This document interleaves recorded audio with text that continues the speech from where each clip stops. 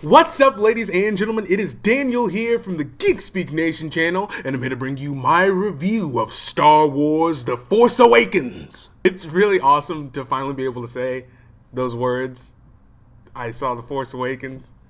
That was great. That was a great feeling.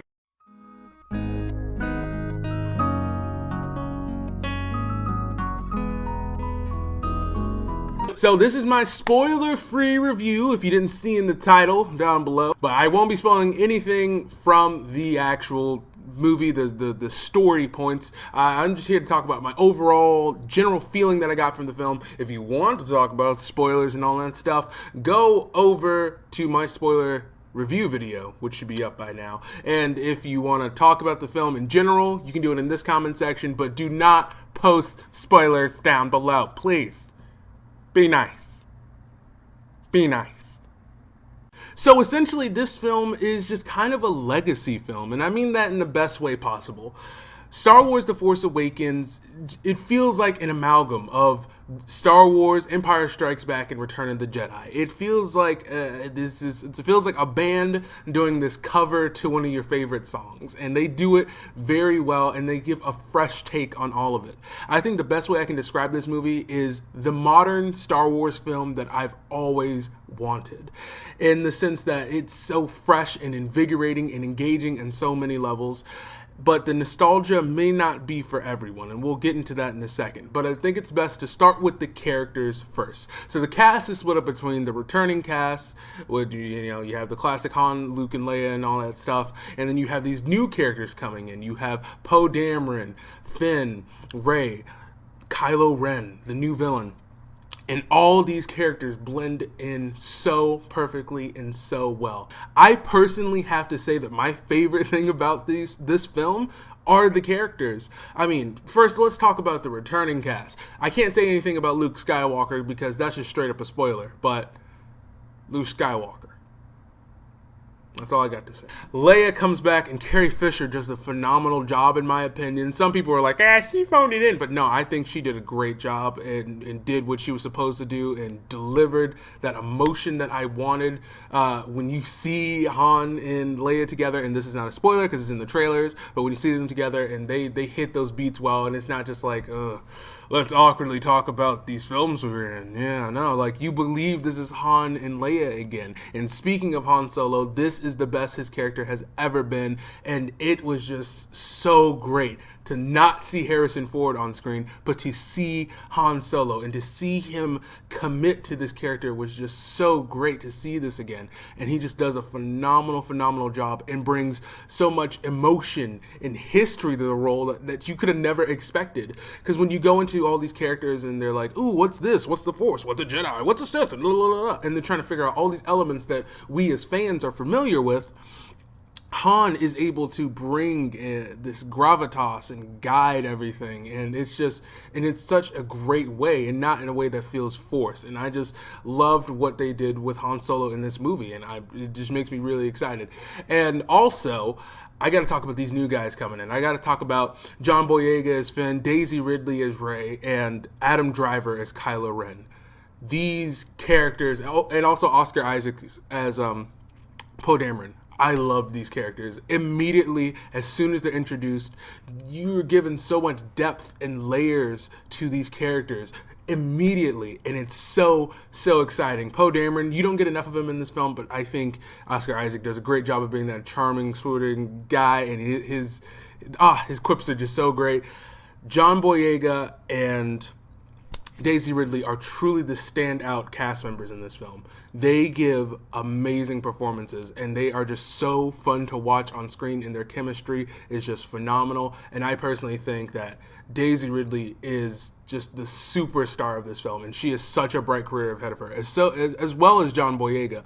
But man, like everything, when you watch this film finally and when you get to it, you realize that everything really lies on her shoulders. If you don't like the character of Rey, this whole entire movie falls apart, because it's a lot of her arc connects to so much of everything in the plot in this film, and it's just so great that she is just a strong female character that you really enjoy, even though some of the plot points kind of take her away from shining a bit. Daisy Ridley just does such a great job and perseveres through all that, and is just an amazing, amazing actress giving a great performance, and I loved every single moment of it, of her and Finn's relationship. And now I gotta talk about the villains.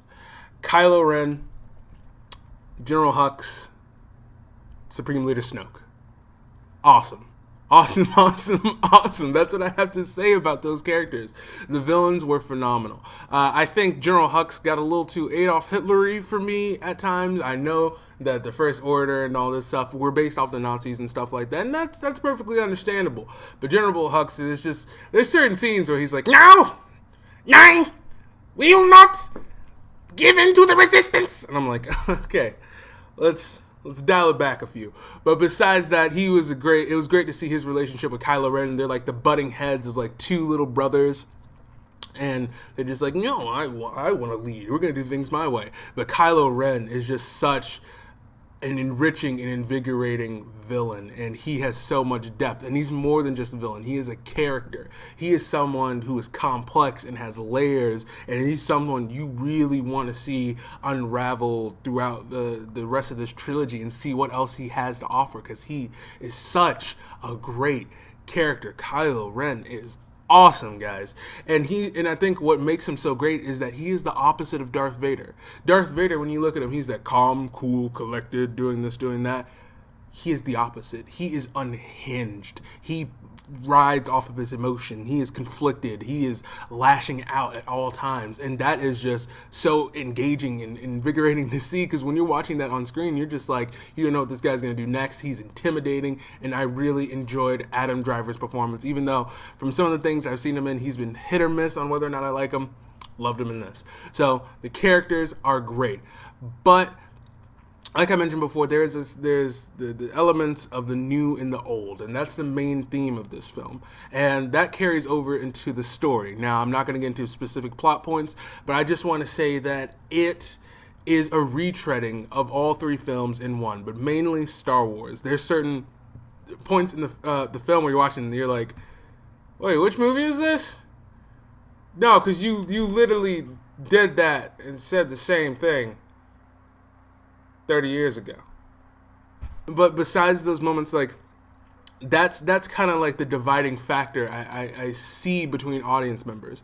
I think there's no debating that the characters are fun and engaging and just great, but it's the story itself that there's certain elements, it's pays such an homage and it has such a nostalgia on like 11 that it might be to its detriment to some people. And I think that is the dividing factor, and all art is subjective, but that's the subjective aspect that's going to catch a lot of people, is whether or not you want to watch a film that pays that much respect. But I think people are not giving this script the credit it deserves. I think it does pay a lot of homage, and at times too much, to the original trilogy, and that somewhat is what holds it back. But I think it lays a great foundation and tells a great story with original characters and new characters, and it all comes together so seamlessly to make a really good, fun, lasting product. So that's all I'm going to say about the story to avoid getting into spoilers. So I'm going to move on to the man himself, J.J. Abrams, and his directing. I went back at certain films like Star Trek or Super 8, and looking at his directing, this guy knows how to work a camera. He knows he does insane things with panning and tracking shots that I don't think he gets enough credit for, and I think it's due to the editing that he allows in his film. It's very snappy and quick paced, but it's like, when you take the time to dissect each and every single shot that this guy thinks of, it is insane. When you're going into the dogfights, he's thinking of things and doing things that feel the depth that I never would have thought of, and like the way you look over ships and stuff like that, and the way he's working the camera in its capacity is just phenomenal in action sequences. But the problem I have in his directing is when it comes to those more dramatic moments and those moments of just pure conversation, it just feels so stagnant as compared to the dynamic action that he can direct. And when you look at, you think it should be a regular conversation, it just gets so stagnant and boring with his camera work, and he doesn't think of doing different things with angles, or maybe we should try a wider shot. It's just like, let's just stick with a standard very close up and just cut to different angles of that close up. It just feels a little lazy to me when you get to the dramatic moments in this film, because the action and the transitions and everything else is hitting on all cylinders. But it's something about him trying to capture or grasp a dramatic moment. He just doesn't quite do it with his direction, and it's just like so strange to me how everything else is just on 11, but it's just certain moments, it's just like, come on dude, you could add a little bit of flair to that. He can do more to engage the audience the way he does with his action, the way he does with the dialogue, but at the same time giving his actors room to breathe and room to just really just dig into the scenes that were going on. So overall, looking at those three aspects, the story, the acting, the directing, I think all of it's great. But when it comes down to giving the verdict of a score, the deciding factor is, how do you feel about nostalgia? How do you feel about a lot of the elements in this film coming from the original trilogy? And for me personally, I loved it. So I'm giving Star Wars The Force Awakens a 9 out of 10. And the reason I give it a 9 out of 10 is because those aspects really made me love this movie. Having that nostalgia and having this foundation set up that's an homage to the original trilogy, although at times it gets a little excessive, it was great for me, and it grounded me into where this new universe is going, but at the same time gives me all of these elements that are new and fresh and feel exciting for me as a fan of Star Wars since I was a kid, and gives me something different that I've never seen before.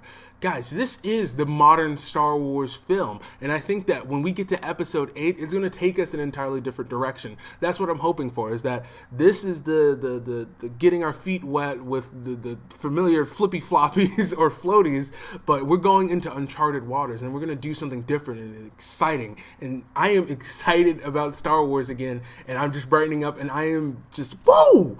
Just ready to go for Star Wars. So let me know in the comment sections down below, spoiler free, what you thought of Star Wars The Force Awakens. Did you like it? Did you hate it? You're like, it's not as great as people blowing up to be, Daniel. It's not a 9. You need to calm down. Let me know in the comment sections down below what you thought so we can chit-a-chat about it. So if you liked my review, hit that like button down below and subscribe to become a part of the Geek Nation. Because remember, ladies and gentlemen, we are on our way to 300 subscribers, and we need each and every single one of you to make that happen. Now, if you didn't like my review, you will hit the like button and subscribe. So, ladies and gentlemen, don't forget to get geeky.